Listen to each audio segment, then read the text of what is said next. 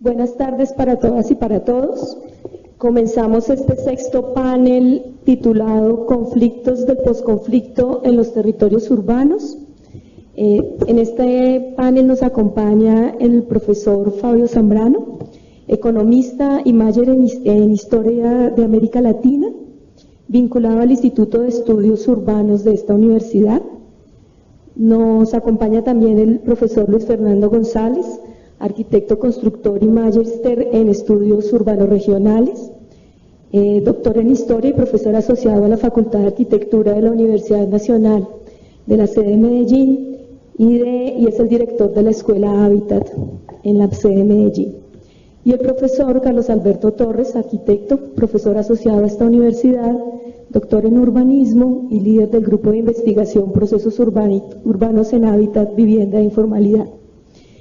Bien, la idea del panel de esta tarde es que nosotros podamos ubicar algunos de los conflictos relacionados al ámbito de la ciudad y poder reflexionar sobre cómo la ciudad ha sido uno de los espacios que tiene múltiples manifestaciones de esos procesos de conflicto que tienen su correlato en el territorio.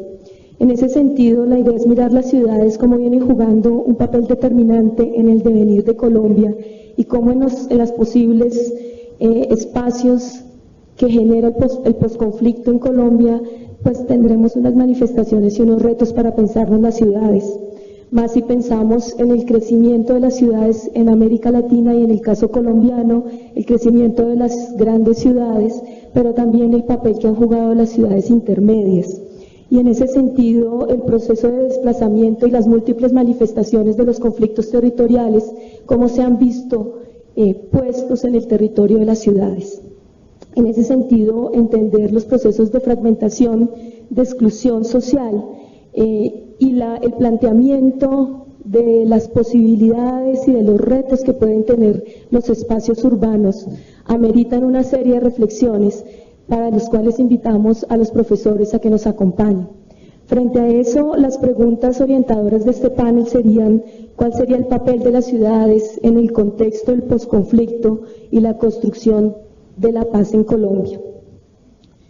De otra parte, también pensaríamos en mirar cómo se podrían trabajar en las ciudades colombianas para responder de manera efectiva a las situaciones que se presentan en el escenario del posconflicto colombiano.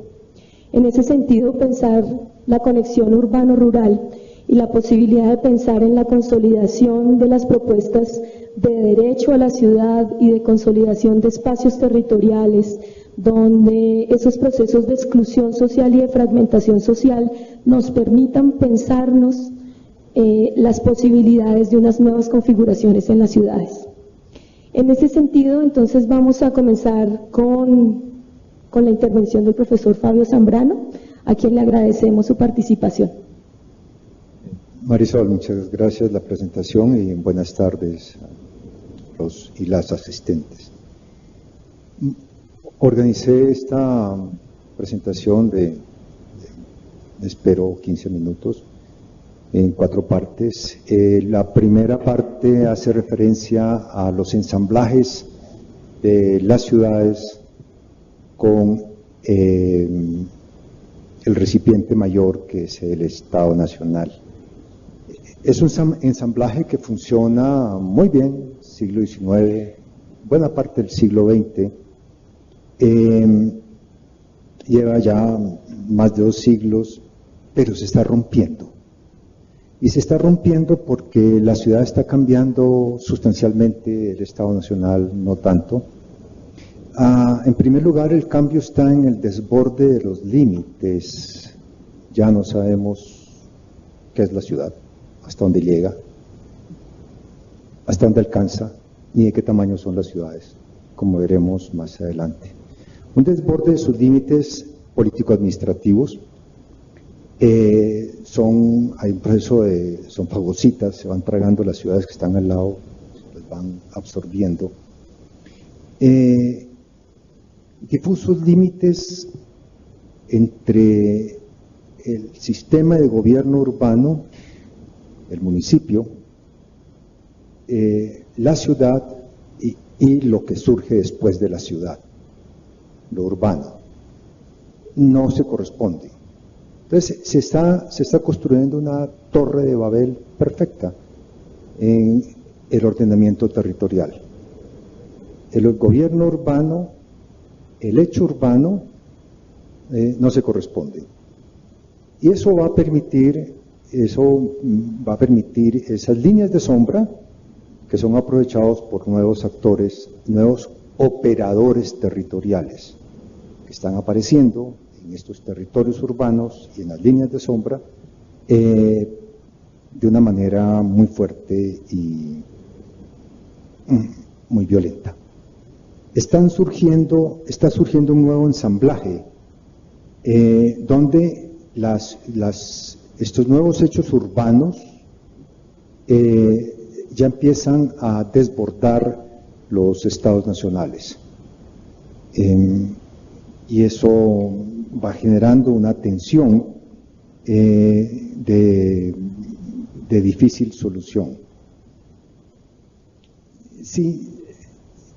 Si en un principio tendríamos una ciudad, la ciudad medieval, luego una ciudad claramente definida que es la ciudad industrial, hoy hay otra cosa y es un mundo urbano que unos le llaman metrópolis, otros megalópolis y etcétera. Además, esta nueva ciudad en China de 167 millones de habitantes no tiene nombre, digamos, es China. La palabra ciudad ya no explica, la palabra ciudad, el concepto ciudad no es un recipiente que recoja lo urbano. Llámenlo como lo quieran, megalópolis o metrópoli. Estamos ingresando a otra época, hay una nueva condición urbana, es inédita. No sé si inédita, de pronto Roma también lo fue. Lo que sí es claro es que está surgiendo una organización de la sociedad diferente a esa sociedad que vivía en la ciudad.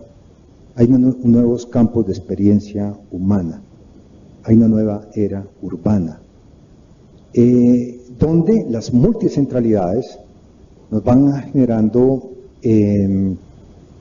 generando pues unos hechos urbanos que conocí una ciudad de 30,000 habitantes en Estados Unidos, me dio dificultad saber, y además les dio dificultad responderme la pregunta ¿dónde quedaba el centro? Porque habían varios centros. Entonces la multicentralidad está imponiéndose en esta nueva realidad urbana. El segundo tema es ¿y cómo nos vemos ahí? Nos vemos como en un espejo roto. No hay una imagen, hay múltiples, calidoscopio. Un espejo roto y roto a propósito. Nos movemos.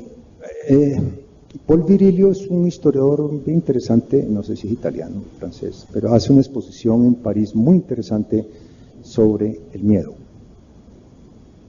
Y él dice que esto comienza en el 2001, con el 11 de septiembre de la caída de las Torres Gemelas. A partir de ahí viene una construcción del miedo muy fuerte, no sé, es probable, la exposición es muy buena, está en internet. Hay una nueva escritura de la experiencia urbana y es la del miedo. Accidente, robo, atraco, atropello, tumulto, estoy pensando en las colas de Transmilenio, tumulto, un bus de Transmilenio, es el mejor ejemplo de la imagen de qué es lo urbano y cuál es el espejo roto que les estoy hablando.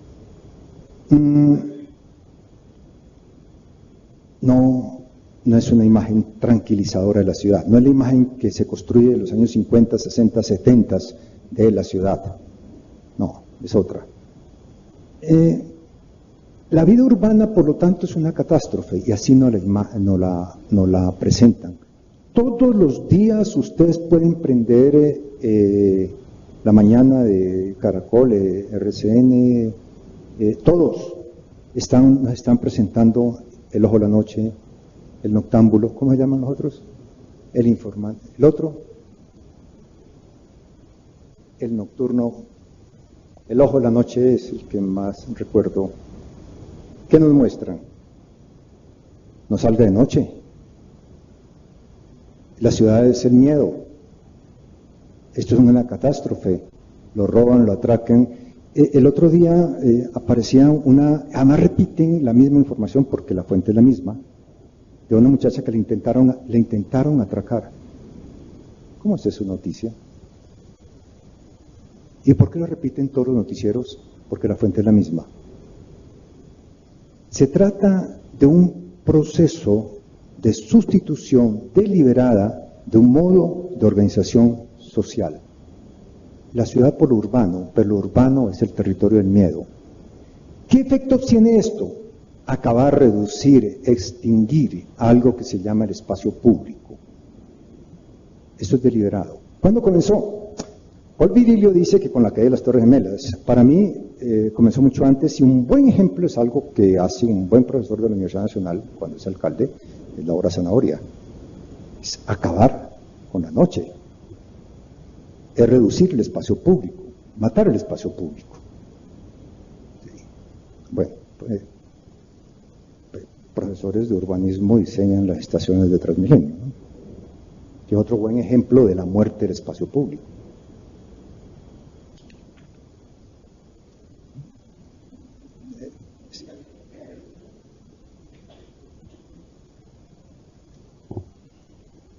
Este fenómeno, el espejo roto, en lo urbano multicéntrico, es un fenómeno que trastoca todas las dimensiones de la sociedad e implica a toda la organización de los espacios. ¿Quién es el operador del miedo?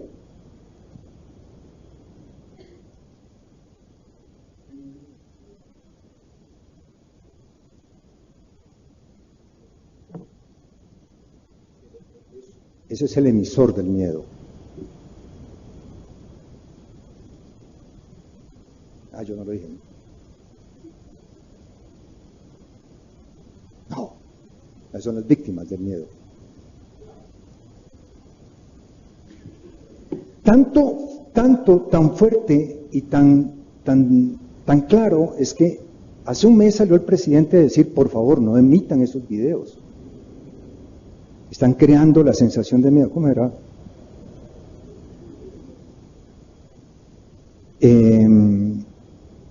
Nos están metiendo en el espejo roto. Eso es a donde quieren. Ya. El tercero no tiene nada que ver con el anterior, de pronto sí. La muerte del campesino. Acabaron el campesino. Primero, porque cada vez hay menos campesinos, porque ya no son necesarios. Somos 85% de habitantes urbanos o cerca de 15% de campesinos. Pero cuando yo comencé a estudiar el tema agrario, hace tiempos, mi profesor fueron varios, Bejarano, Salomón y Fals, Orlando. Y yo estudiaba con El hombre en la tierra en Boyacá, El campesino de los Andes y Historiadores de la costa. Allá había unos campesinos. De repente el campesino le empezaron a mutar. Y un gran investigador, un gran amigo mío, colega, que se llama Alfredo Molano, nos crea otro campesino, que no es el campesino, es el colono. De repente el colono sustituye la idea de campesino que tenemos. ¿Qué pasó ahí? Varias cosas. Pero no solamente eso, sino detrás del cambio radical en la imagen del campesino hay otro elemento, y es la muerte del mundo rural, de la ruralidad. ¿En qué momento esto sucede? Esto tiene que ver con algo que arranca en los años 50, soy historiador, de los años 50 y termina en los 80, que es la Revolución Verde, agenciada por los profesores de agronomía de la Universidad Nacional. que es un desastre. No agronomía, sino la Revolución Verde. En los 80s empieza a notarse aquí y en todo el mundo que la Revolución Verde empieza a agotarse. Y eso es lo que explica, en buena parte, lo que explica la apertura económica de la importación de alimentos en el 90-91. Porque hay un fracaso de la agricultura, pero un fracaso tecnológico y de modelo de agricultura. Esto es otro tema, pero que tiene mucho que ver con este tema de... Y ahí va a aparecer un nuevo problema agrario. Para mí, desde la lectura que yo hago, leyendo ahora la historia agraria mexicana, que acá ha tenido un cambio radical con los 100 años de la Revolución Mexicana, el problema agrario es un problema que tiene, es un edificio que tiene 4 patas. Primero, el problema de la tierra. El segundo es el problema del agua. El tercero, el problema del crédito. Y el cuarto, el problema de la tecnología. Usted no resuelve este problema. Además, el problema agrario existe en todo el mundo. Eso no es exclusivo de aquí. Tiene manifestaciones distintas en cada país. Entonces, el problema agrario nosotros lo estamos reduciendo al tema de la tierra. Un poco más complejo. Mientras no lo tengamos su complejidad, no podemos tener una solución. Bien, el cuarto tema es el tema de la urbanidad. La sustitución de la ciudad. Hay esta nueva organización espacial donde va creando unas nuevas realidades sociales, materiales, y donde la ciudad va quedando como un relicto dentro del urbano, va quedando como uno de los componentes del urbano. Y en esos relictos están apareciendo operadores espaciales bastante complicados, que van creando territorialidades. Operadores espaciales no solamente son actores sociales, ni grupos sociales, también son geofísicos, es decir, cambio de los vientos, cambio climático, todas estas cosas que están hablando hoy en día. Y en el caso concreto nuestro, en Colombia, nosotros estamos frente a unas nuevas urbanidades, como es el caso de Medellín, que Medellín es sumatoria de varias ciudades, cada una administrada en municipios distintos. Bogotá no sabemos cuántas son. La aglomeración que nos plantea Planeación Nacional nos habla de 24, Planeación Distrital nos habla de 32. ¿De qué tamaño es Bogotá? Ni idea. ¿Hasta dónde llega Bogotá? Depende de su marco de referencia. Y estas nuevas realidades urbanas están generando unas rentas urbanas gigantescas que ahora están apareciendo nuevos operadores espaciales muy organizados para el manejo de las rentas ilegales en las ciudades y en las nuevas urbanidades. Porque hay algo interesante que trabajamos en el Instituto de Estudios Urbanos sobre Medellín y mostrábamos cómo los corredores de la ilegalidad en Medellín en el siglo XXI son los mismos del siglo XVIII. La diferencia está en que del siglo XIX al siglo XX hay una urbanización de esas actividades ilegales. Y eso va generando unas dinámicas muy grandes de organización del crimen a nivel urbano, que es lo diferente que existía anteriormente, que eran el manejo de corredores de contrabando extraurbanos. Y el proceso que se da de los 80 a los 90, de ahí para acá, es la urbanización de este crimen, que tiene un elemento muy positivo. Hay dos tipos de crimen: crimen desorganizado, el peligroso, y el crimen organizado, que es el que a uno le toca, ¿no? Ese mata menos, es más eficiente. Esas son las verdaderas mafias. Por lo tanto, estamos frente a una transformación de las ciudades, de lo rural, de el juego de los recipientes, de la administración de los territorios, de la relación campo-ciudad, y estamos frente a una transformación de estas relaciones, con un agravante. La masa crítica, científica, intelectual de Bogotá es la más grande de Colombia, gigantesca. Aquí se venden las 2/3 partes de los libros en Colombia, hay todos los indicadores de cultura, inteligencia, belleza, elegancia, están aquí en esta ciudad. Sí. Pero en los 24 o 32 municipios que están dentro de la aglomeración de Bogotá, es decir, de lo urbano, el nuevo modelo urbano de Bogotá, lo que sucede en Bogotá no se transfiere a los municipios cercanos.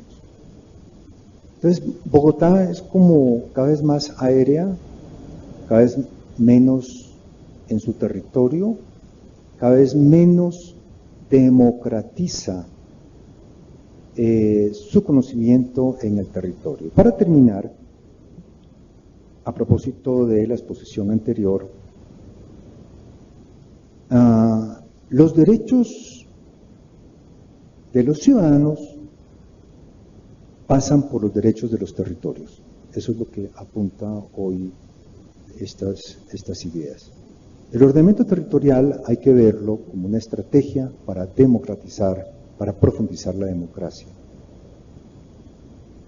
La mayor o menor democracia se logra con la dotación de recursos que permite el avance de estos derechos. Y la única forma de lograrlo es descentralizando el conocimiento. Lo primero que hay que descentralizar es el conocimiento. Y cuando uno observa los 24 o 32, la Bogotá que ustedes quieran crear, porque además hay otras,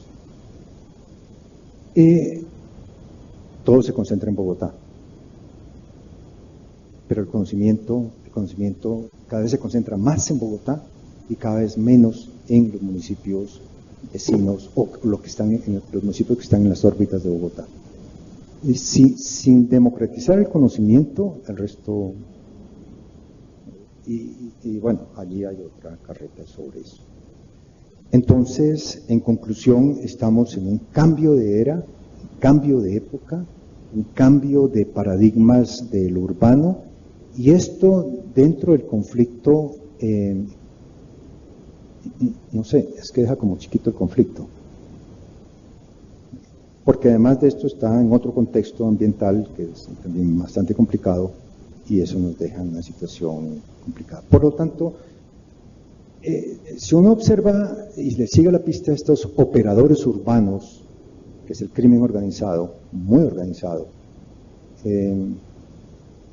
lo que uno encuentra es que más que posconflicto uno debería hablar es del neoconflicto o los neoconflictos.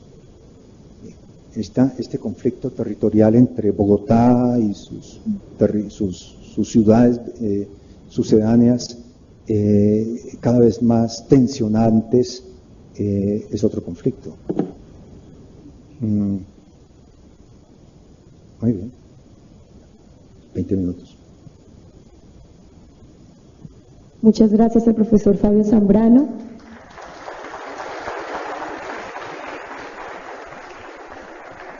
La idea es poder ser rigurosos en el tiempo para que tengamos el tiempo de, digamos, transcurrir las reflexiones en torno a las preguntas y a la articulación que se haga también con el público a través de las preguntas que en el formato están rotando.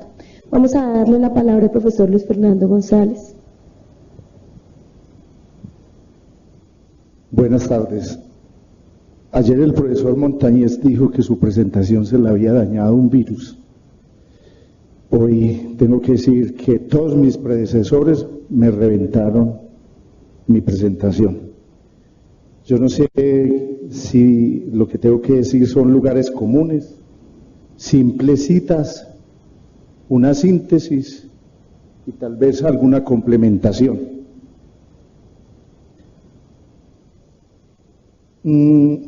Ahí puedo decir que el posacuerdo, posconflicto de La Habana tiene 4 escenarios. Uno que es la entrega al terrorismo, que ya sabemos en dónde se origina. Un segundo escenario que dice que nada cambia, seguirá el mismo modelo ya sin unos actores insurgentes. Un tercero que habla de una reinserción y una inversión en infraestructuras en unos sitios focalizados. Y el cuarto, el más optimista, que es el de una oportunidad, que es un momento histórico de transición, un clima y un espíritu que hay que aprovechar, pese a que todo no esté explícito en La Habana, todo no esté acordado, y más bien haya unos elementos desencadenantes de ese proceso. Entonces, como oportunidad histórica, planteo yo algunos elementos, y retomando algunos hechos, pese a que el profesor Fabio Zambrano habla ya del fin de la ciudad, hay que señalar algo que es muy importante. Hay un principio fundamental de la ciudad y que es el ser centro político, centro de aglomeración, de escalas, de integración, etc.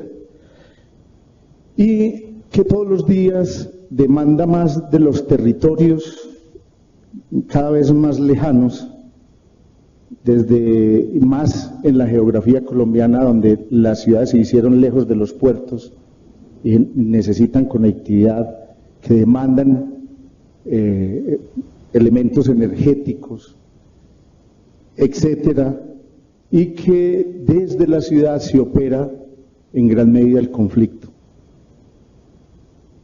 Cuando la ciudad asediada pensó que el conflicto llegaba a sus fronteras, la Casa Castaño no operaba desde Montería, operaba desde Medellín, en una casa que hoy es la sede de Telemedellín y que hoy es un parque, es un canal de televisión parque, estuvo operando ahí Telemedellín, perdón, y era la Casa Castaño y ahí se reunía la clase dirigente y todos los actores armados y desde allí se definía.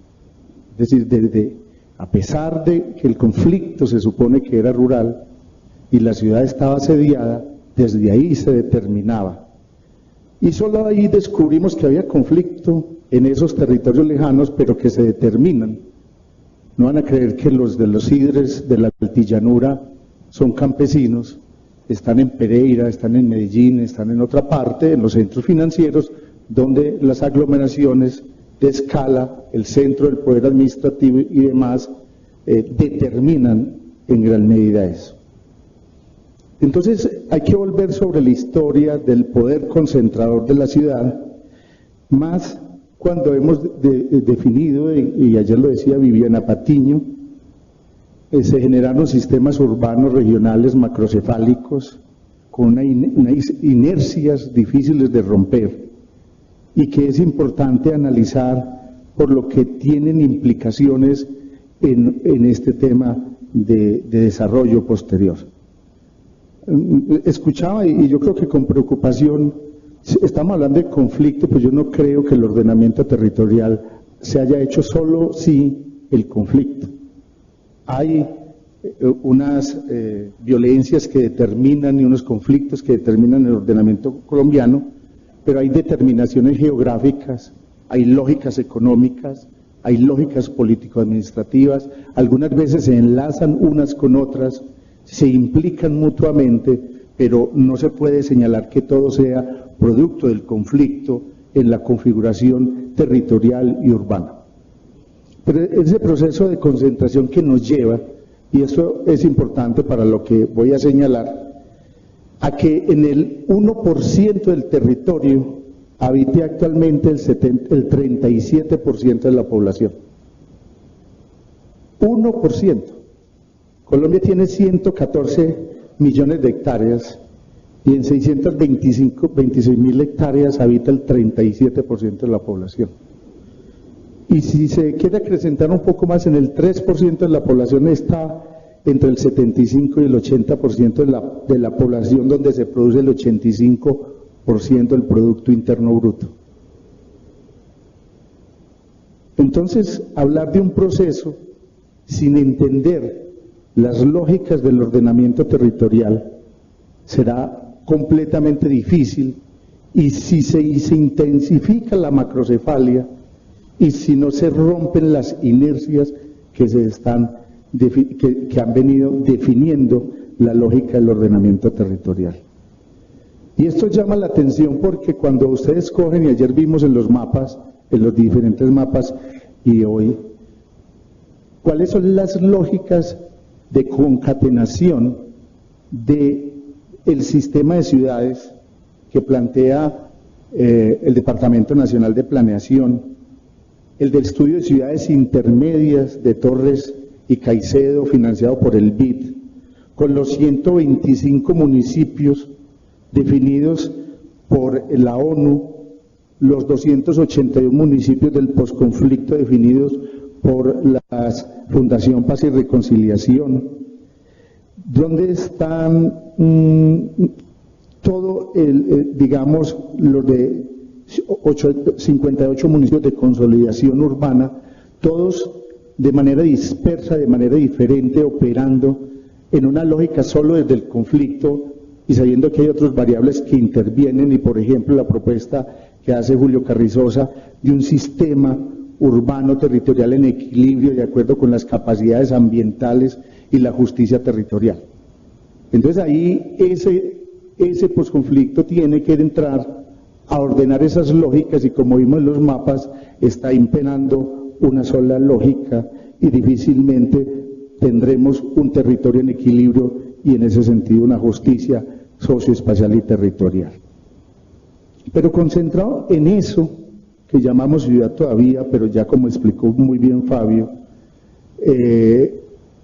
eso que se expande, que no tiene límites y que es amorfo, preguntamos cómo va a ser y si repetirá el ciclo recurrente de negociaciones y de incorporaciones, de reinserciones y de violencias. Digamos que el destino receptor de economías ilegales, de tráfico de armas, de disputa y control de territorios por rentas ilegales, nos llevan a que en este momento las grandes bandas sigan definiendo y operando los territorios urbanos por debajo o por encima de los POT. Me decía un profesor que el plan cuadrante no lo inventó la policía, el plan cuadrante los inventaron los paramilitares en Medellín.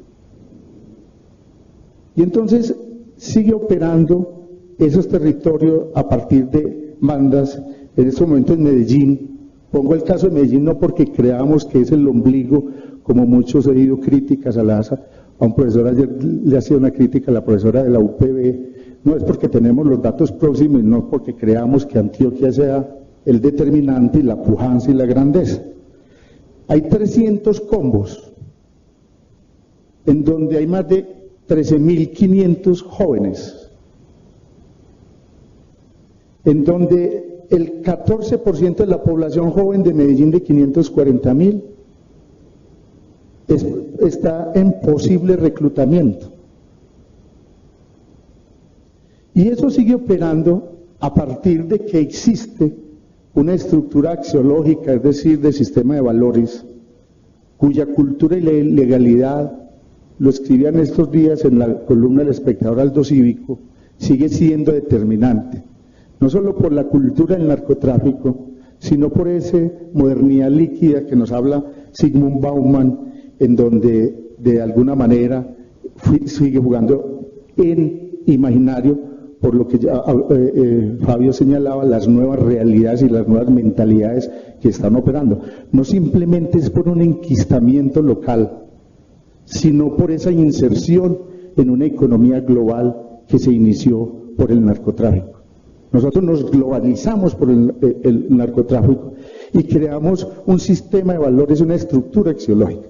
Eso que ustedes ven ya llevado a la cultura popular del parse, acuérdese que se inició en el lenguaje de los laboratorios en la frontera con Brasil, el apócope de Parceiro, y por la pereza mental en los efluvios de una traba quedó en Parce.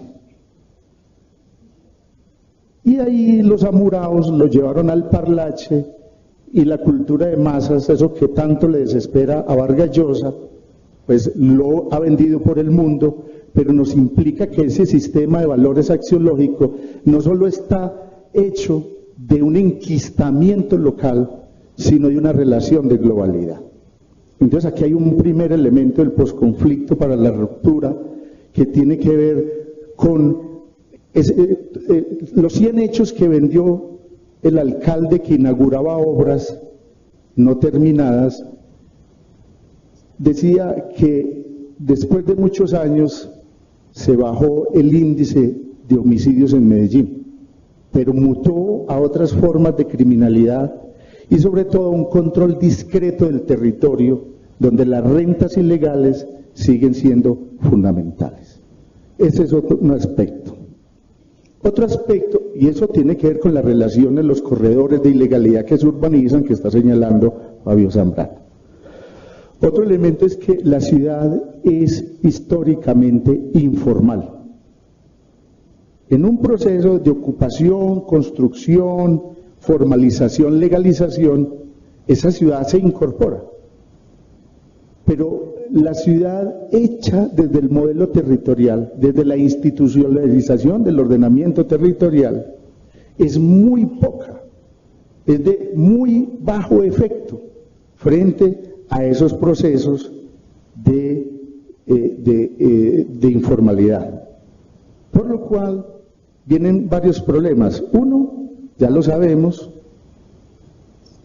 la pobreza, la exclusión y la inequidad. Colombia tiene el 79.3% de la población en estratos 1, 2 y 3. Solo el 20.7% en los estratos 4, 5 y 6. Esa odiosa clasificación socioeconómica, pero que define elementos culturales y de casta de manera sociológica. Entonces hay un nivel de pobreza muy fuerte, un proceso de informalidad, y por lo cual una enorme precariedad habitacional y un déficit cualitativo habitacional.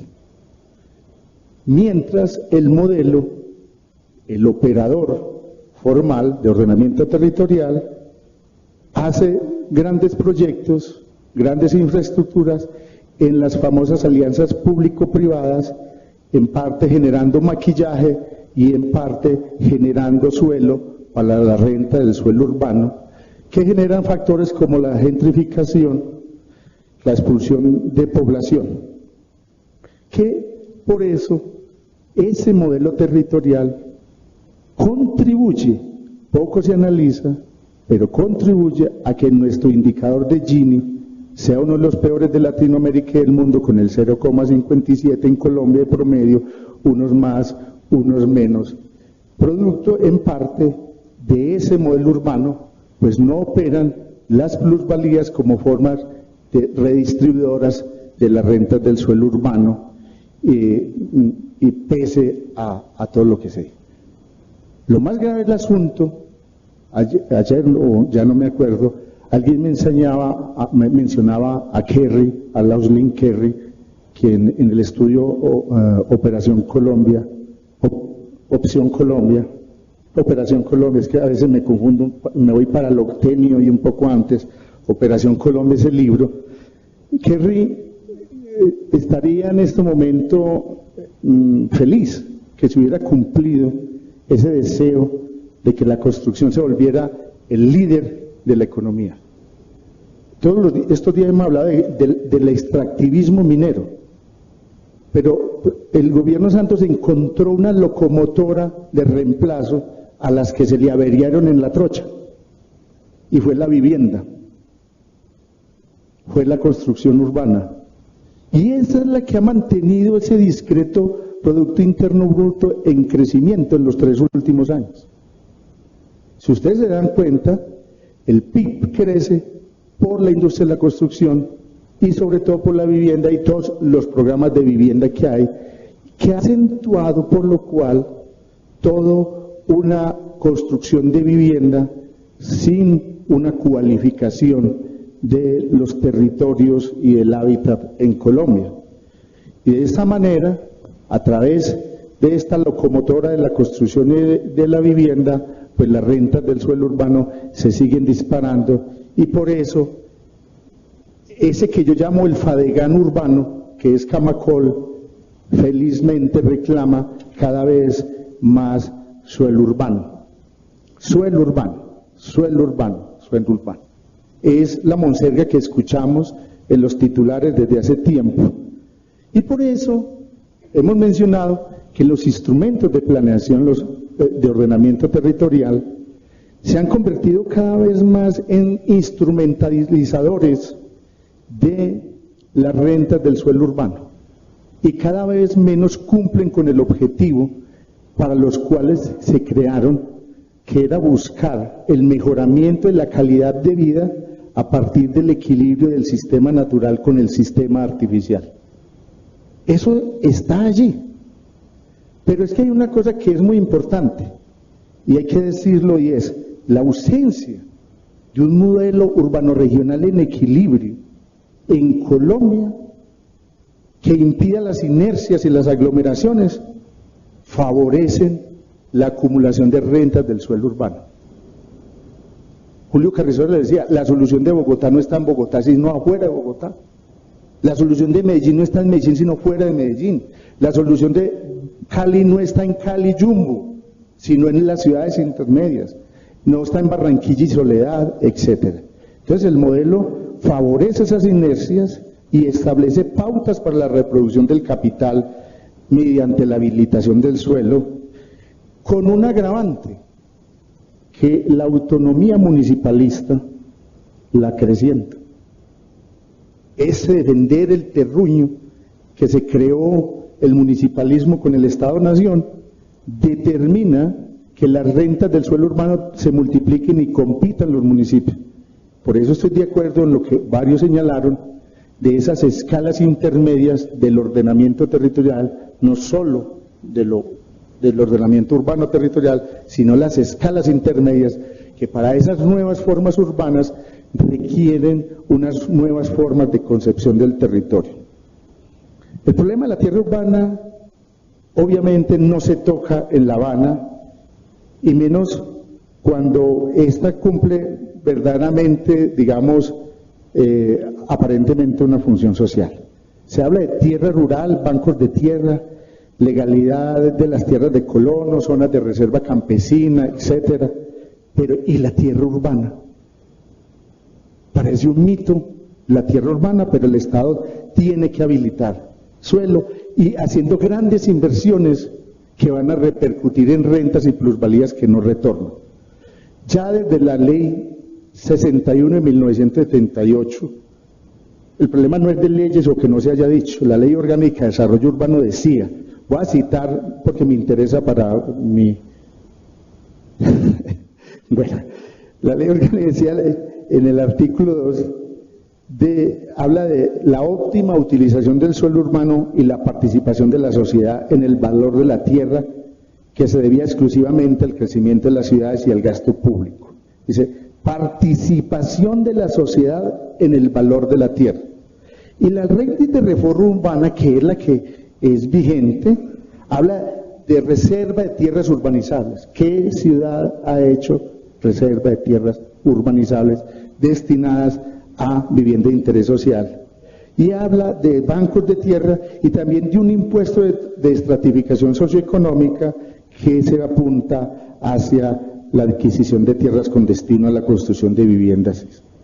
En conclusión, hay necesidad de unos acuerdos de participación y de gestión del ordenamiento del territorio que se derivan incluso en las negociaciones de La Habana, lo decía David Flores, cuando se habla de la ampliación de la democracia, la capacidad decisoria y vinculante sobre los territorios y una institucionalidad territorial urbana para que los ejercicios de ordenamiento territorial urbano sean decisorios, Los consejos territoriales de planeación no son vinculantes o están cooptados por esta democracia de gremios y por lo cual esas violencias espaciales, no lo desarrollé el concepto, que generan esas rentas urbanas se multiplican. De ahí que hay ya que hablar de una institucionalidad territorial urbana diferente. Por ejemplo, el Plan Estratégico Habitacional de Medellín que propusimos hablaba de un sistema, de un consejo municipal de política habitacional con la concurrencia de todos los actores y no simplemente del poder decisorio de unos.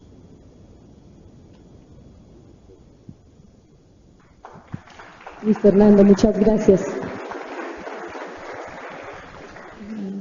Yo espero que en las reflexiones y en las preguntas podamos ahondar en los planteamientos.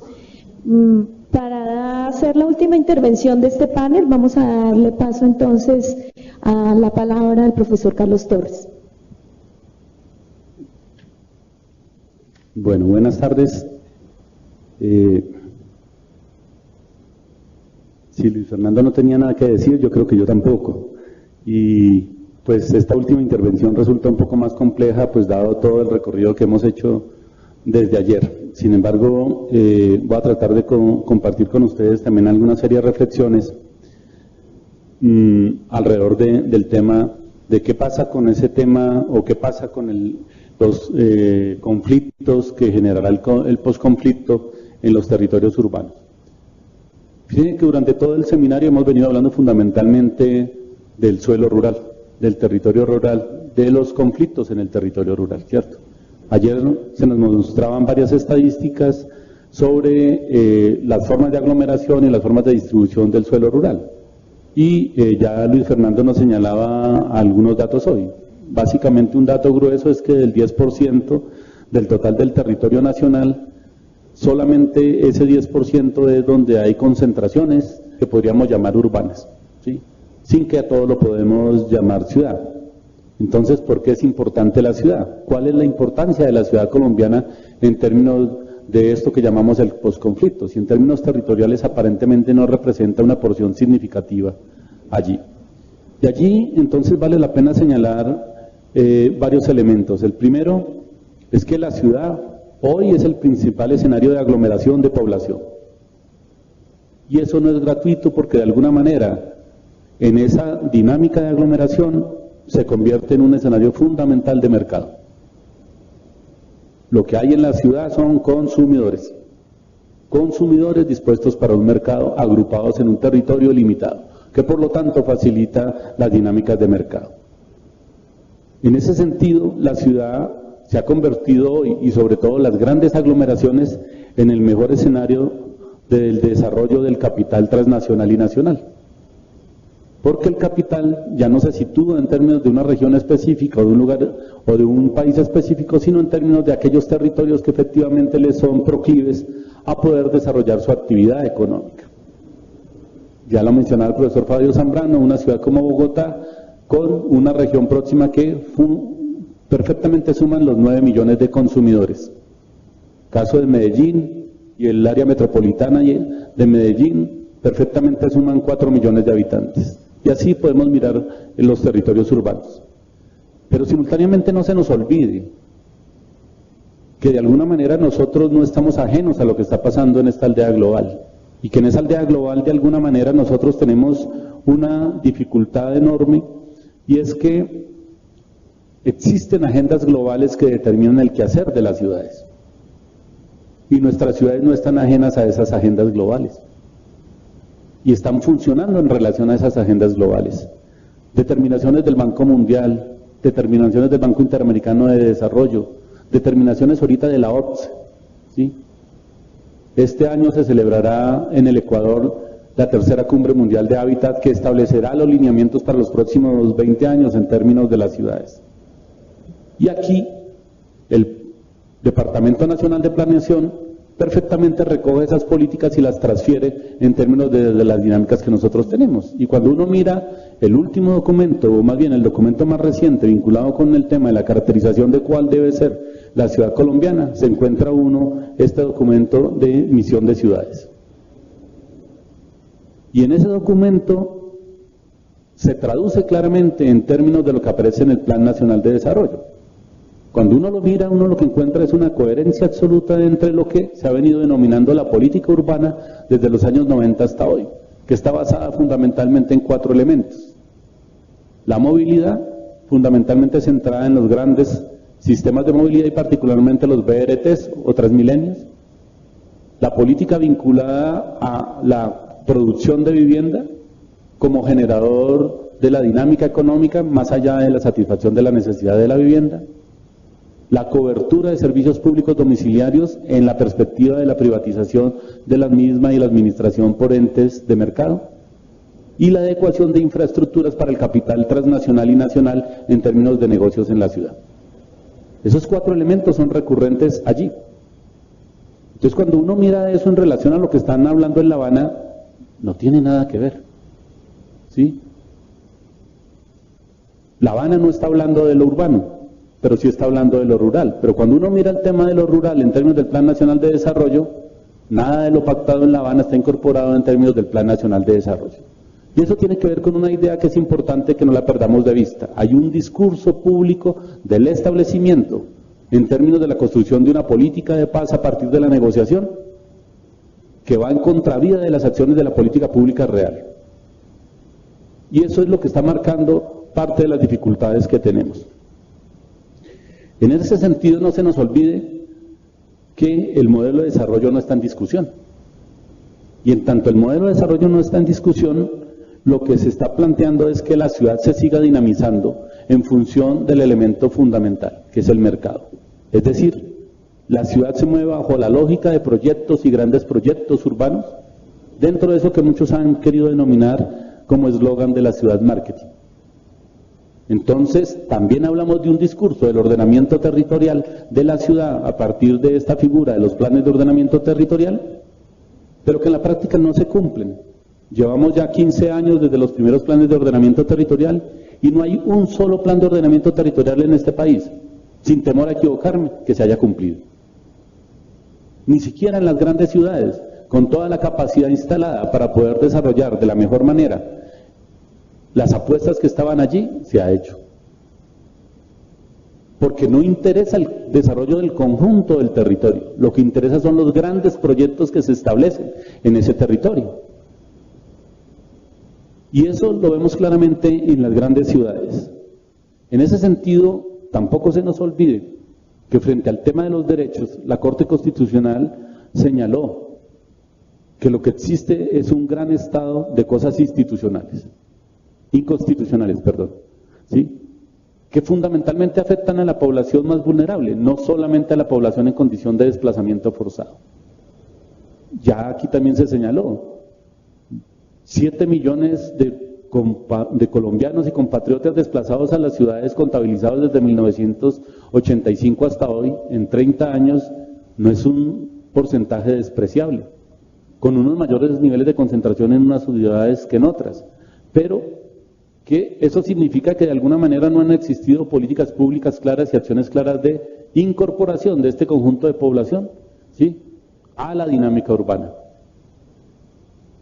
La población en condición de desplazamiento se han vuelto pobres urbanos. Y dentro de esa lógica de la pobreza urbana, lo que han hecho es hacer el ejercicio de los pobres históricos en nuestras ciudades. Es decir, resolver los problemas por cuenta propia y esperar que en algún momento dado el Estado genere algunos mecanismos de compensación. Entonces, en ese sentido, no podemos pensar que el problema del posconflicto simplemente es un problema de atención de las víctimas, sin que menospreciemos a estos 7 millones de compatriotas. Ellos tienen que estar allí. Pero el tema del posconflicto va mucho más allá, y es que nosotros tenemos una deuda histórica con los pobres históricos de nuestro país. Ya lo decía Luis Fernando, la mayor parte construida de nuestras ciudades ha sido producida o autoproducida informalmente. Un esfuerzo de generaciones de colombianos que por su cuenta han tratado de resolver el problema del acceso no solo a la vivienda, sino a los bienes mínimos necesarios para permanecer en la ciudad. Y en ese sentido, entonces, las políticas públicas que se han trabajado hasta ahora son solamente un conjunto de políticas que se aplican parcialmente o no se desarrollan. A partir de ahí entonces, permítame plantear un segundo elemento y es cuáles podríamos señalar son los principales conflictos territoriales en las ciudades colombianas. Y creo que allí hay que señalar 4 elementos que me parece que son, a mi modo de ver, fundamentales. Primero, a pesar de que existen multiplicidad de instrumentos de planeación y ordenamiento territorial, no hay planeación territorial. Y mucho menos una planeación territorial compartida. Sino que la planeación es una planeación impuesta, ejercida desde una única mirada de cómo se construye y estructura el territorio en relación a unos fines específicos. El segundo elemento es que la disputa por la tierra no es solamente una disputa en el suelo rural. La disputa por la tierra también está presente en el escenario urbano. Y la disputa por el acceso al suelo urbano es una disputa que refleja exactamente las contradicciones de este país.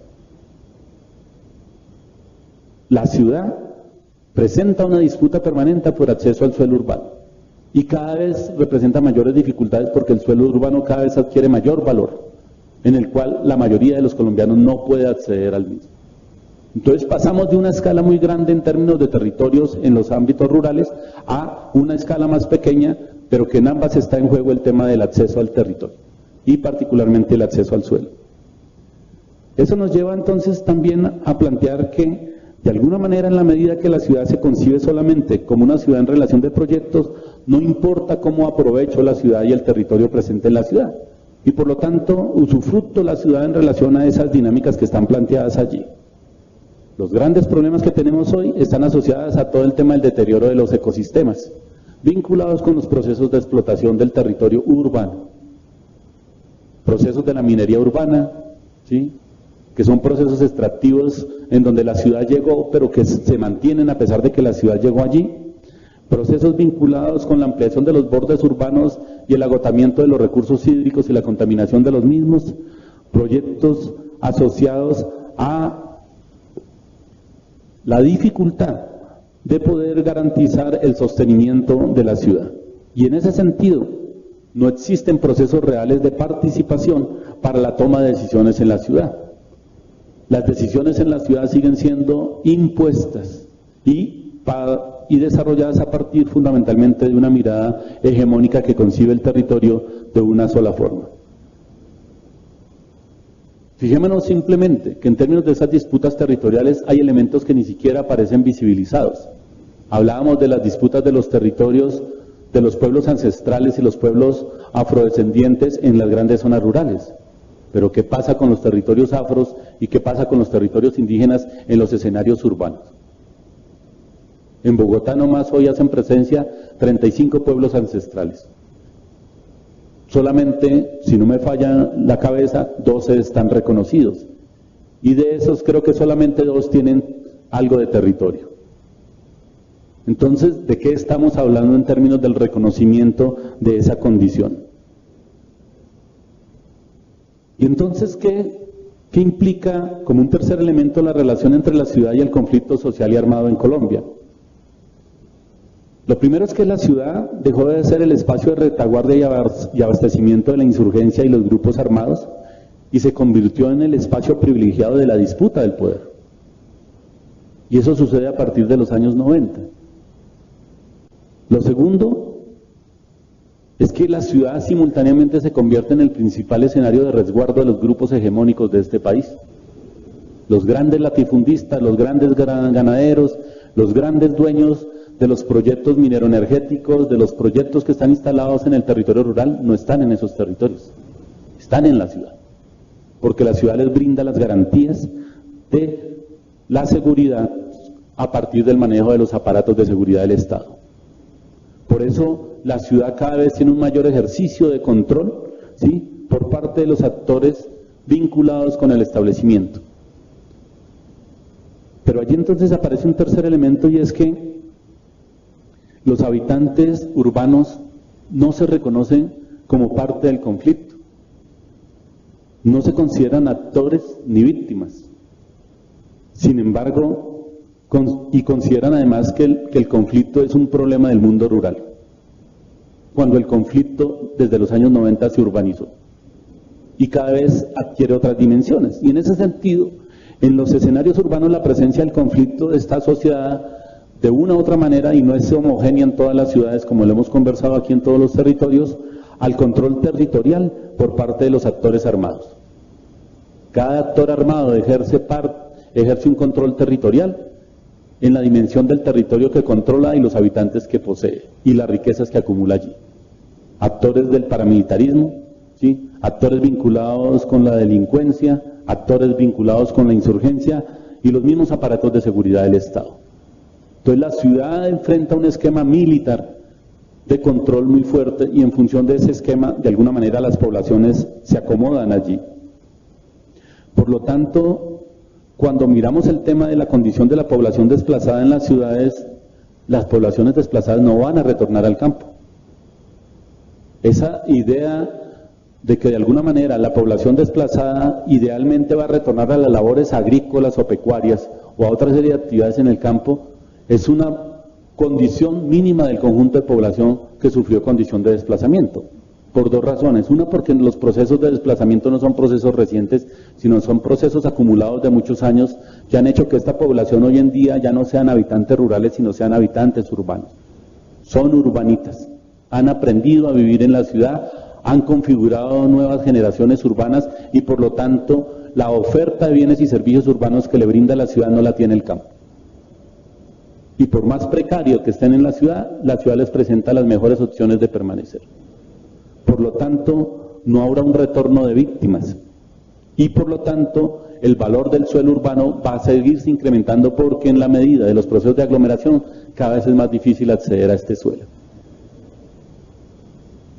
En ese sentido, la ciudad mantiene estas prácticas de despojo, de segregación, de desalojos forzados, ¿sí?, frente a las dinámicas de imposición de proyectos en la ciudad. Este punto me lo voy a brincar porque ya lo han mencionado varias veces, y es que es lo que se está negociando. Si lo que se está negociando finalmente es un proceso de transformación estructural de este país, o simplemente lo que se está negociando es un escenario de transición con algunas garantías democráticas ya negociadas en otro momento, pero que no han sido instauradas. Y eso nos lleva entonces a entender que ese nuevo escenario de transición debe llevarnos a que construyamos un nuevo acuerdo social para superar esa crisis. Y ese nuevo acuerdo social no se construye exclusivamente entre el gobierno nacional de turno, ¿cierto?, y la insurgencia. Ese acuerdo nacional o ese acuerdo social lo debemos construir colectivamente y debemos hacer parte de ese tipo de soluciones. Pero allí también debemos entender que no se trata de partir de cero, de construir la génesis, ¿sí?, de la existencia. Los territorios existen, las ciudades existen, con una cantidad de acumulados y contradicciones muy fuertes, con procesos positivos, pero también con un cúmulo de necesidades que hay que resolver. Y eso no lo podemos pasar de vista. Por eso, y con esto cierro, ¿cuáles serán, de modo general, algunas ideas frente a cuáles son los impactos en el ordenamiento territorial urbano y la ciudad a partir de la firma de los acuerdos? Lo primero es que va a haber una profundización del modelo hegemónico, en tanto el modelo de desarrollo no está en discusión. En tanto no haya actores que entren a confrontar el modelo por la vía armada, de alguna manera permite la entrada mucho más ávida y rápida de capitales para el desarrollo de negocios y proyectos, ¿sí? En segunda instancia está la ampliación de las disputas por el suelo urbano, no solamente para efectos de proyectos más rentísticos, sino para efectos de reubicación de la población de más altos ingresos y proyectos más rentables. Fenómenos como la gentrificación no se reconocían claramente en nuestras grandes ciudades, un fenómeno que no es nuevo en la historia, pero que en el caso colombiano es un fenómeno reciente, que expulsa población localizada en territorios habilitados, bien dotados, para poder reasentar población allí, pero de más altos ingresos. En ese sentido, lo que se va a presentar es una reconfiguración territorial urbana y una ampliación de la especulación inmobiliaria, sumado a nuevas prácticas de la violencia y la imposición de nuevas lógicas de convivencia. Fíjense que nosotros Tenemos un problema hoy en día de control territorial. Ese control territorial no va a desaparecer, van a aparecer nuevas lógicas de control territorial. Y ese control territorial ha llegado en el caso colombiano a adquirir unas dimensiones sumamente conflictivas que tienen que ver con lo micro. Hoy el desarrollo de la violencia, el desarrollo de los conflictos en el territorio están asociados a procesos micro. La microextorsión, la microvacuna, el microdelito, el microtráfico, la microdesposesión. Porque ya la dimensión general del acceso a esas disputas mayores en el territorio no son posibles. Pero sí son posibles en estos territorios y más aún en aquellos territorios que se han autoproducido informalmente y que no tienen un control del Estado. Por lo tanto, la posibilidad de tener una garantía de acceso a los bienes comunes y derechos fundamentales se vuelven una disputa fundamental en la ciudad. Eso que se mencionaba en la conferencia, el tema de los derechos al territorio, ¿sí?, tiene que ver en el caso de la ciudad con el derecho a la ciudad y el territorio, pero no el derecho en lo físico-espacial, sino en todas las dimensiones que representa el hecho de que la ciudad nos debe posibilitar la mejor calidad de vida para todos los que habitamos la ciudad. Sin embargo, cada día la calidad de vida en la ciudad se viene deteriorando, porque las dinámicas que se establecen en términos de las lógicas de ordenamiento no les interesa resolver el problema del conjunto de la población, sino de algunos sectores particulares. Y en ese sentido, la disputa desde lo público se vuelve en una disputa central de ese nuevo escenario. Y en esa disputa, lo público se vuelve el elemento central de las decisiones. Sin embargo, si seguimos construyendo la disputa desde lo público, desde la perspectiva de que son aquellos que delegamos a través de la democracia representativa, como los constructores de la política pública, este país no avanzará, ni nuestras ciudades.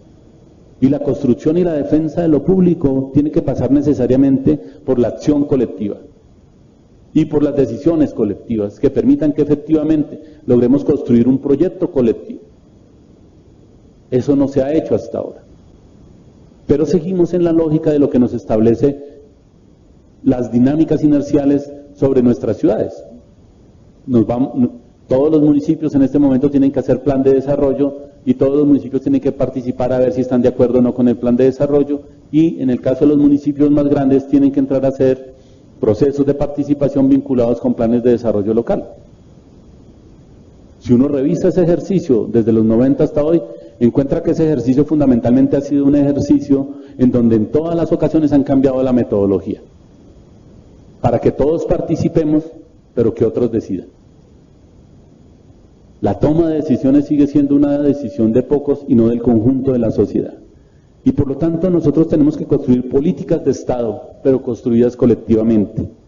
Y en el caso de la ciudad, nosotros tenemos que avanzar fundamentalmente a hablar de algo que también lo abandonamos en el lenguaje y en la práctica, y es la necesidad de que la ciudad tiene que pensarse en términos de una reforma urbana integral y una ley del suelo en donde efectivamente se democratice el acceso al suelo y la propiedad.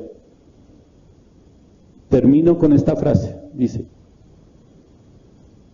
lo que debemos movilizar en este momento es una agenda pública de discusión y decisión para la solución de los conflictos territoriales urbanos, entendidos estos no solamente como asuntos físico-espaciales, sino como asuntos estructurales que resuelvan la calidad de vida del conjunto de sus habitantes. Muchas gracias.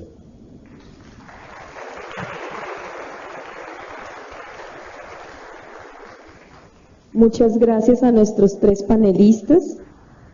Antes de pasar a las preguntas, quisiera recoger algunos de los elementos que nos han planteado nuestros invitados. Y quisiera comenzar con un elemento que plantea el profesor Fabio Zambrano, y es cómo estamos atravesando, digamos, un cambio dentro de la lógica de valores. Quiero tomar dos elementos, uno que lo plantea el profesor Luis Fernando, y en términos de esa concepción y de ese cambio axiológico que lo mencionaba el profesor Zambrano, pero también cómo esas manifestaciones en lo urbano se presentan, y son todas estas lógicas del miedo, ¿cierto? Las lógicas del miedo, las bandas, la apropiación territorial, que la vemos en las diferentes ciudades del país, y lo vemos en los espacios específicos, en los lugares con los cuales circulamos cotidianamente en las ciudades y en los municipios también. No estamos hablando solamente de las grandes ciudades, como de esa lógica de la gran megalópolis. Pensar esos elementos de las manifestaciones del miedo, hablándolo territorialmente, como lo vemos en las diferentes ciudades. O sea, el profesor Luis Fernando nos lo mencionaba claramente con la presencia de los combos y con lo que hemos asistido, creo que en las últimas 2 semanas, frente a las noticias de las estadísticas de los combos y del dominio territorial, por ejemplo, para la ciudad de Medellín. Pero no es una situación excepcional de la ciudad de Medellín, también lo vemos con menos publicidad para el caso de Bogotá. ¿Sí? Y lo vemos con la denominación de los grupos armados que tienen presencia, por ejemplo, en la ciudad de Bogotá, cuando se decretan horas para las cuales los jóvenes no pueden salir en diferentes localidades de la ciudad, Suba, Kennedy. Entonces, cómo esta lógica del miedo se ha venido cada vez más reforzando dentro de nuestras sociedades, y ese vaciamiento del espacio público, algo que mencionaba el profesor Zambrano, digamos que de alguna manera plantearía, y ahí quería plantearles a ustedes una pregunta, y es el papel de la sociedad en general, ¿no? Y es cómo trabajamos nosotros la ruptura con esas lógicas del miedo. Y más en las ciudades donde se están planteando que hay unos horarios, unos tipos de actividades que son las propicias para vivir en el espacio público, y que eso tiene que ver también con unas manifestaciones territoriales, y es cómo se construyen los parques, cómo se construyen las zonas verdes, cómo se construyen los espacios públicos en la ciudad. Entonces, un poco me gustaría como poder intercambiar con ustedes algunas apreciaciones frente a eso, porque en últimas, cuando el profesor Torres nos habla de cómo nosotros estamos viviendo el hecho de la ciudad, nos está haciendo un llamado al ejercicio de la ciudadanía, ¿no? Nos está haciendo un llamado al ejercicio y al uso de lo público, y a retomar el espacio y a retomar la actividad del ciudadano, el sujeto que decide en el espacio urbano. Entonces me parece que hay un elemento interesante con el cual pudiéramos interlocutar un poco. El otro elemento que me parece que es importante que ustedes mencionaron es el hecho de cómo el territorio urbano viene hoy, así como la propuesta de la locomotora minera viene planteando una dinámica económica en el país, el fenómeno inmobiliario también plantea una dinámica económica en el país, y una dinámica económica que está asentada en el territorio de la ciudad, en el territorio urbano. Y eso nos plantea también una discusión que la mencionaba el profesor Luis Fernando, y es el ejercicio decisorio de todos estos elementos del ordenamiento territorial y de la gestión territorial. O sea, cómo pensar que esos elementos de la gestión territorial pueden realmente disputar un espacio dentro de ese elemento de la gestión y de la promoción inmobiliaria. O sea, ¿cómo desde el marco del ordenamiento territorial uno podría pensarse que puede disputarse allí un escenario? Porque finalmente estamos hablando de un escenario de disputa del suelo, ¿no? Que era lo que se estaba planteando. Me parece que esos elementos nos plantean allí una nueva discusión, unos puntos de discusión, y nos plantean una discusión también en otro nivel, y es lo que el profesor Fabio Zambrano mencionaba cuando nos hablaba de los neoconflictos, ¿no? Y que era necesario pensarnos un cambio de paradigma frente a los conflictos. Y ahí yo quisiera plantear una inquietud muy personal, aprovechando que tengo el micrófono, y es el papel de la sociedad civil, el papel de las organizaciones sociales.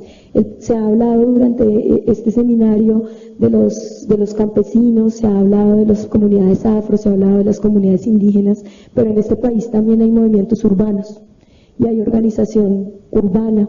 Así como existen conflictos urbanos, también existen unos actores urbanos que han planteado unas dinámicas de disputa frente a los actores hegemónicos de la urbanización y de la organización territorial. Entonces, pensando en esos nuevos paradigmas, también valdría la pena que nos pensáramos cuál es el papel de esa nueva, de esos movimientos urbanos y de esa organización social que tenemos en nuestras ciudades y que son actores presentes en la dinámica y que sin duda alguna en un proceso de posconflicto pues van a tener que jugar un papel decisorio en las ciudades y en el ámbito rural también, como lo hemos venido viendo con los diferentes actores que nos mencionaban en las otras mesas. Pero pensarnos aquí el actor urbano en un escenario de posconflicto en las ciudades creo que resulta fundamental. Entonces, antes de pasar a las preguntas del público, quisiera invitarlos a que conversáramos un poco frente a esos elementos.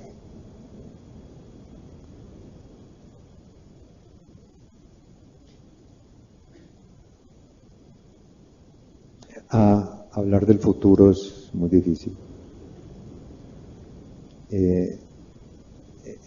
Esta mañana le citaba a Patricia un creador de frases en Estados Unidos que era un deportista. Ya murió, Yogi Berra. Berra sacaba unas frases contundentes.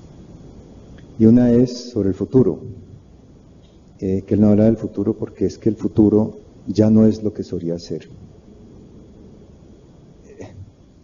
Hablar del futuro, del posconflicto, complicado, porque aquí hay dos preguntas asociadas una a la que Marisol está planteando, que es el tema del espacio público, urbano.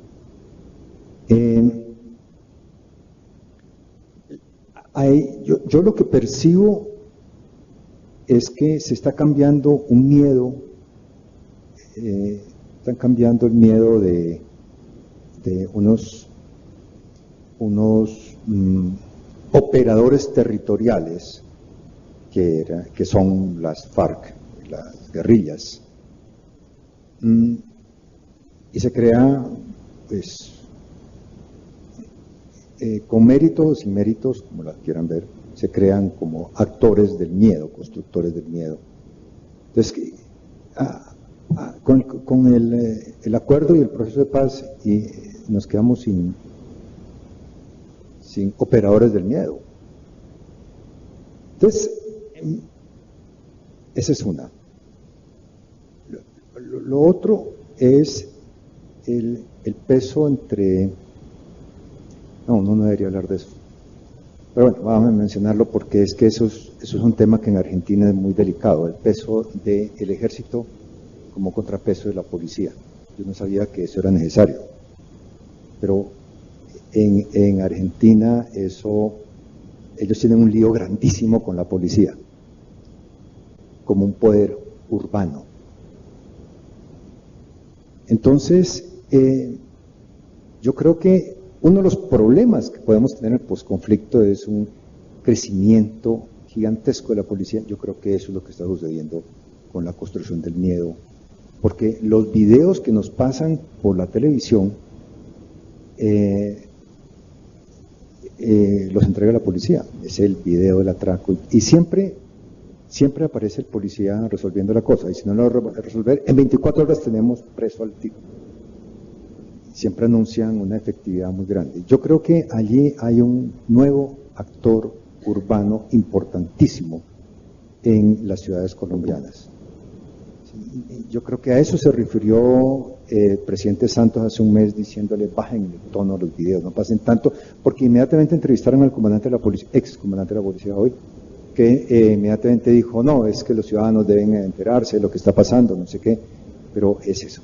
Entonces, Benjamín, que me hace la pregunta, alternativas para resucitar el espacio público urbano, yo sueño con un noticiero que pase noticias de la gente que sale de cine, la gente que madruga al trabajo, la gente que, los paladares, los comederos de los taxistas, la vida urbana nocturna. Esta ciudad es rica en vida urbana, que Mocos la trató de razones muy discutibles, moralizar, regularizar, hora zanahoria, y que es un ejemplo mundial de una buena gestión pública. Para mí es pésima, porque está matando el espacio público.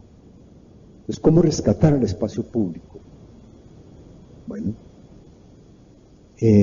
con esto, cambiando la imagen de la noche.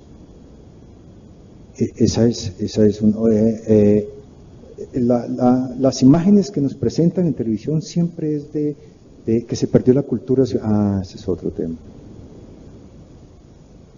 La cultura ciudadana, que es una marca registrada, ¿no? Tiene nombre propio y propiedad privada. Sí. Entonces aparece una muchacha, una joven agraciada, haciendo pipí en un Transmilenio, como un mal comportamiento cultural. No hay baños en Transmilenio, ni en las estaciones, ni en ninguna parte. Del espacio público, caramba, ¿hay baños públicos en Bogotá?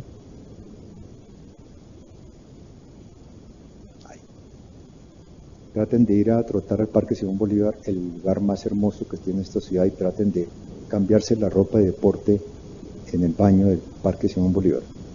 No lo hagan.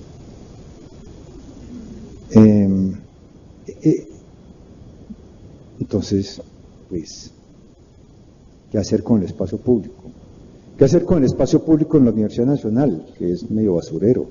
El comportamiento nuestro, lo que uno ve en la Universidad Nacional con el espacio público es de depredadores del espacio público. Tampoco es que lo que sucede en la universidad sea ejemplo de civilidad para la ciudad. Entonces, alternativas para resucitar el espacio público. El espacio público no es el espacio físico, y la cultura ciudadana no es la marca registrada, es la cultura del ciudadano en el espacio público, sea buena o sea mala. Es decir, cultura ciudadana es la niña que se hace pipí en Transmilenio, es un ejemplo de cultura ciudadana. Pero también cultura ciudadana es a lo que meten a la gente en Transmilenio. Vea, la ciudad se mueve en dos lógicas: sociabilidad y movilidad. Son dos tensiones, bueno, hay otras, pero menciono estas. Nosotros matamos sociabilidad para privilegiar movilidad. Queremos llegar rapidito. Transmilenio depreda el espacio público. Los puentes de Transmilenio depredan el espacio público. No importa. Lo que necesita es rapidez. En eso nos metieron. Entonces, es decir, si no rescatamos la sociabilidad, esta ciudad va, es decir, seguimos en este proceso de, insisto, la hora zanahoria depreda el espacio público. Me hace una pregunta sobre estos actores insurgentes desmovilizados en la ciudad. ¿Qué cambiaría? Nada. Ya lo vimos con el M-19. Nada. No cambió. No sé en otras ciudades medianas. Aquí en Bogotá no cambió. Aquí. ¿Sí?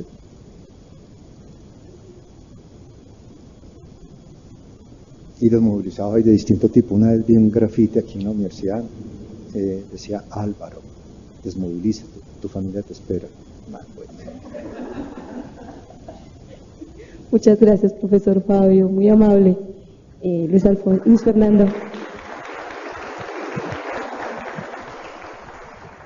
Bueno, pues, algunas de las preguntas o lo planteado por Marisol casi queda para otro seminario y tocar el tema del espacio público es muy complejo. Yo creo que Manuel Delgado, en su libro El espacio público como ideología, es muy claro al señalar cómo el espacio público es un invento de los últimos años. Antes de los 90 no existía en la literatura del urbanismo, del urbano, etcétera, el concepto de espacio público. Y el espacio público cada vez se vuelve más en un actor decisorio de la intervención del Estado en facilitar las posibilidades de las operaciones inmobiliarias en la gestión del suelo urbano. ¿Cuál es si el espacio público existiera per se, sin lo que señala Fabio en términos de sociabilidad, y existiera per se, uno me pregunta qué pasó con el parque del tercer milenio, con esa enorme inversión económica? Yo creo que una de las mayores inversiones económicas de lo que se llama un espacio público que realmente no es un espacio público.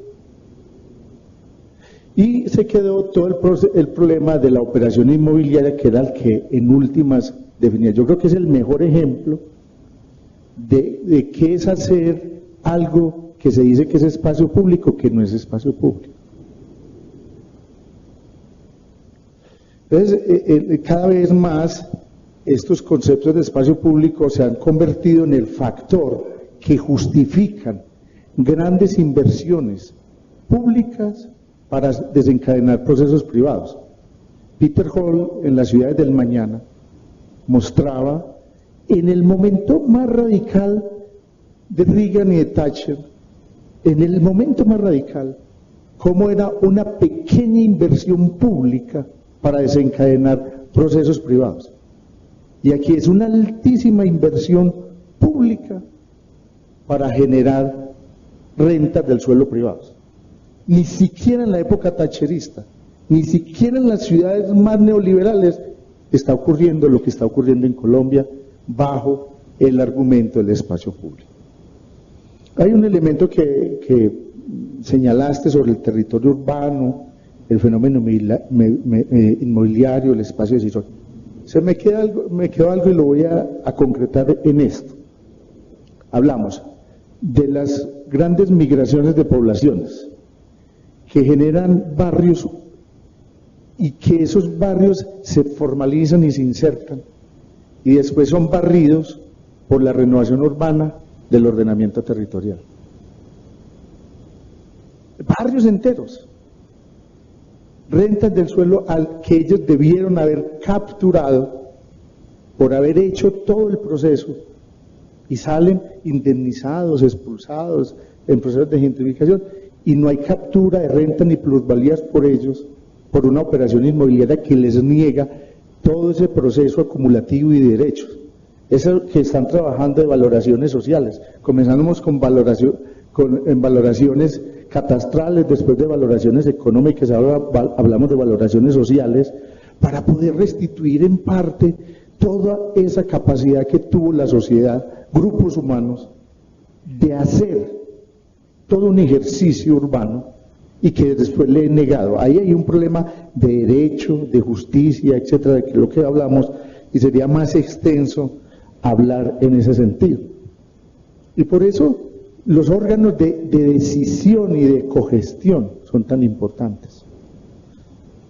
Cuando nosotros planteamos en el Plan Estratégico Habitacional de Medellín, el Consejo de Política Habitacional de Medellín, inmediatamente los gremios lo bloquearon en el Consejo de Medellín, porque sabían que es un proceso de democratización, de ampliación de democracia y de definir verdaderamente escenarios de decisión, no consultas, como se hace en el Consejo Territorial de Planeación, no vinculantes, que se hace un macro ejercicio previo a, y llega al Consejo y está el hombre de Cadamacol, de Fedelonja y todo allá. Eso se aprueba, eso no se aprueba, esto sí, esto no, y no consultan nada de lo que hizo el Consejo Territorial de Planeación. Entonces ahí hay unas lógicas que hay que señalar.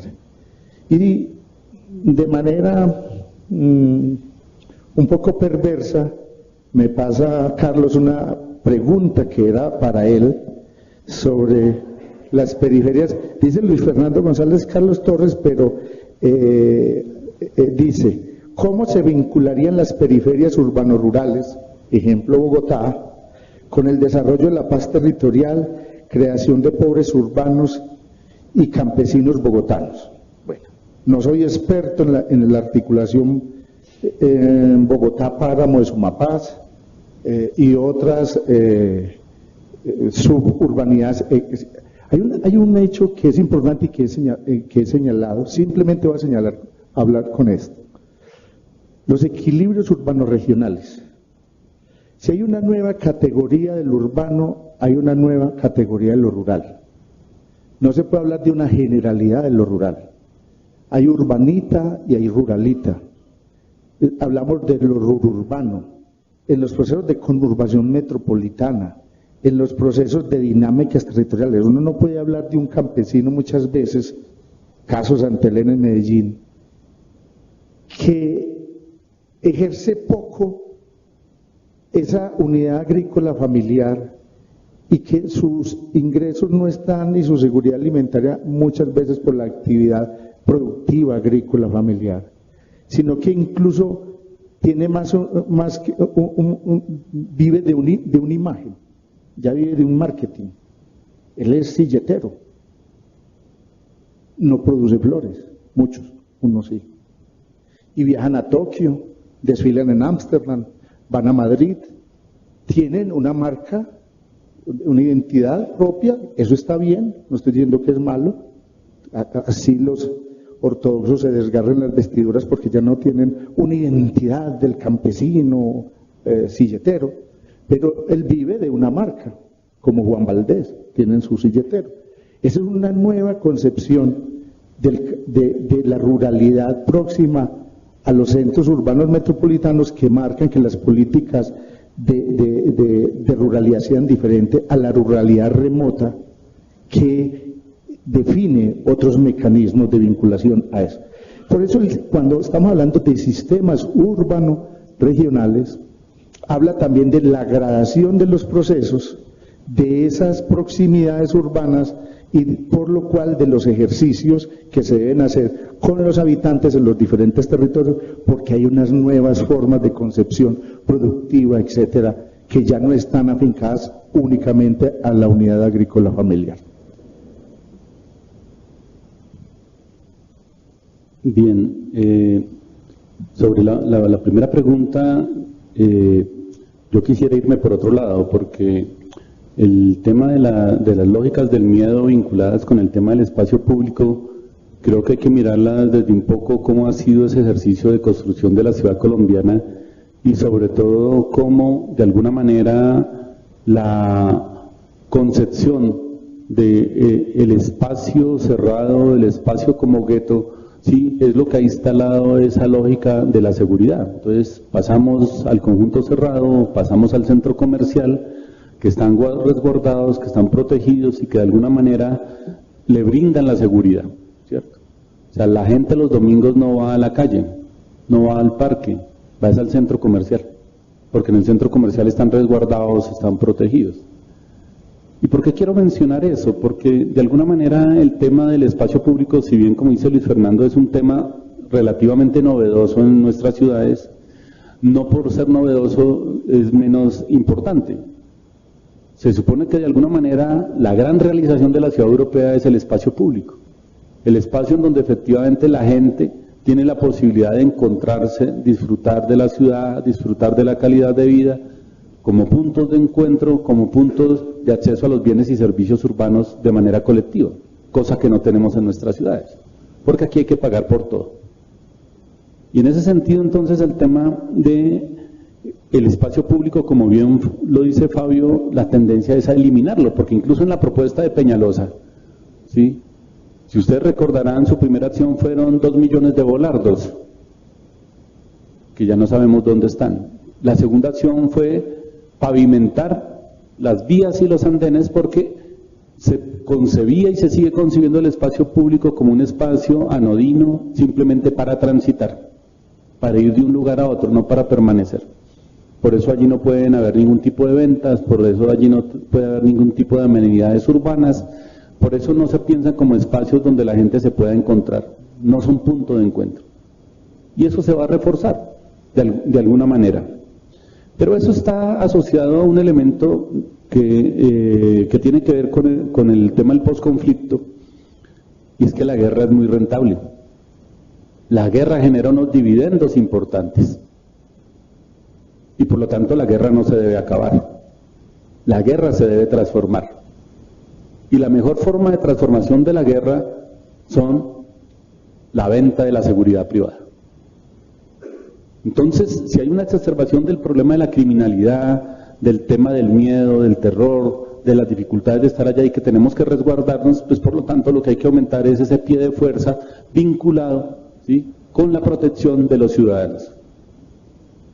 No estamos hablando de nada nuevo, lo que estamos señalando es que de alguna manera se va a profundizar, y la experiencia centroamericana es esa. Si ustedes han ido a El Salvador o han tenido la oportunidad de ir a El Salvador o tienen la oportunidad de ver, encuentran una cosa lamentable. Primero, pues todo el tema de las maras, que todos lo conocemos, pero lo segundo, uno encuentra que en cada uno de los lugares de la ciudad hay lo que llamamos nosotros celadores, pero todos están armados. Todos están armados. Y la gente se autoimpone lógicas de seguridad, incluso en una ciudad como El Salvador, la gente se autoimpone un toque de queda a las 8 de la noche. A esa hora ya no consigue usted transporte público. Porque se ha metido en el imaginario que la ciudad es peligrosa, que el espacio público es peligroso y que en ese sentido la noche es peor que todos, es más peligrosa todavía. Pero yo creo que no nos podemos quedar en el problema del espacio público, porque creo que el problema no es el espacio público, creo que es uno de los elementos. Creo que el problema fundamental de fondo es la defensa de lo público. Y lo público en todas sus dimensiones, porque si no garantizamos la defensa de lo público, pues definitivamente nos van a seguir vendiendo la idea de que lo más eficiente es que el mercado controle todo. Y eso me parece que es el gran absurdo que nosotros tenemos, ¿sí? Que todo lo público es ineficiente, ineficaz, que está lleno de corrupción, que está lleno de malandros, que está lleno de una serie de situaciones complejas y que por lo tanto la mejor alternativa es reducir el aparato del Estado, las opciones de participación del Estado y los privados sí lo hacen bien. Y nos comemos el cuento y asumimos que es así. Y asumimos que además tenemos que pagar por todo. Cuando hace unos años se plantea el tema del mínimo vital de agua, la gente se escandalizó. ¿Cómo así que un poco de pobres rapastrosos allá, sí, eso sí no van a tener que pagar? Y ahorita salió el gerente o la gerente que nombraron en el acueducto a decir, es que mire que esos que se le está dando el mínimo vital de agua pasaron de consumir 8 metros cúbicos a 11 metros cúbicos. ¡Qué desperdicio! Pero ¿quién dijo que el agua era privada? ¿Dónde aparece que el agua es privada? Si se supone que es un bien público colectivo, que es un bien que se supone nos pertenece a todos, y que se supone que además nosotros hace muchos años pagamos los costos de instalación para que el agua potable y los mecanismos de potabilización se llevara a todas nuestras casas. Pero hoy en el recibo seguimos pagando esos costos, que se los quedan las empresas privadas. Y así podemos mirar todo el tema de lo público. Entonces se nos mete el discurso de lo público, pero el público eficiente en términos de lo que significa manejado y operado, ¿sí?, por el mercado. Entonces lo público es un elemento fundamental que no lo podemos despreciar bajo ninguna circunstancia y que lo debemos recuperar. No por el hecho de que la clase política tradicional de este país haya hecho de lo público su banquete, ¿sí?, debemos seguir pensando que ese banquete tiene que estar en manos de ellos. Y eso lo tenemos que recuperar. Y eso lo enlazo entonces con el segundo elemento que mencionaba Marisol, y es que frente a esas disputas territoriales, no solamente por el acceso al suelo, sino esos nuevos o neoconflictos que se van a presentar, ¿cuál debe ser el papel de los movimientos urbanos? Y eso lo enlazo un poco también con la pregunta que nos formulan sobre el tema de ¿cuáles son esas propuestas para ese suelo en el borde urbano rural? Y lo primero que tenemos que quitarnos de la cabeza, ¿cierto?, es que los únicos que son capaces de formular iniciativas en este país es la burocracia o la academia. Debemos darle el valor al conjunto de los ciudadanos, al conjunto de la sociedad. En tanto no reconozcamos como pares a todo el conjunto de la sociedad, no podemos avanzar. La gente que está en los territorios tiene un conocimiento, tiene un saber, tiene una experticia y tiene propuestas. Y si algo ha pasado en este país desde los años 90 hacia acá, es que los movimientos populares y los movimientos sociales se han cualificado. Ya no son solamente contestatarios, son propositivos. El problema es que sus propuestas no se escuchan ni han logrado tener la capacidad de incidencia. Y lo conecto con esto del borde. Miren, en el borde urbano rural en Usme, con todo el tema de Metrovivienda, desde que surge la propuesta del plan de la operación estratégica Nuevo Usme, hay un conjunto de expresiones y organizaciones sociales y de movimientos populares presentes allí que se han venido disputando el qué hacer en ese territorio y han construido propuestas. Ellos, a partir de su entendimiento de lo que significa ese territorio, y han propuesto cosas como un modelo de ocupación de transición entre el suelo urbano y rural. Han propuesto cosas como algo que le han llamado agrópolis. Han propuesto otra serie de cosas allí. Pero ¿acaso hemos tenido la capacidad de oír las propuestas de ellos y reflexionar en torno a las propuestas de ellos y ver si esas propuestas son mejores que las que se hace desde el aparato institucional y burocrático o los técnicos que desprecian, ¿sí?, a este conjunto de población y los considera ignorantes? No. Y desde la academia tampoco hemos sido capaces de generar ese proceso de articulación. Por eso nosotros tenemos que construir, en términos de lo que significan las propuestas que vienen hacia adelante, una nueva legitimidad. Y esa legitimidad se construye sobre la base de entender que efectivamente tenemos que construir colectivamente en términos de las posibilidades y las capacidades que tiene cada uno. Que los saberes y las potencialidades que cada uno de nosotros tiene aportan en la construcción de iniciativas colectivas. Pero que esas capacidades tienen que construirse en el marco de la diferencia y de la divergencia. No pueden ser propuestas homogenizantes, porque si no nos reconocemos como diversos no vamos a poder avanzar. Y en ese sentido, en esa acción que se debe realizar en la ciudad, es urgente que se garanticen los mínimos vitales para la vida en la ciudad. Los mínimos vitales.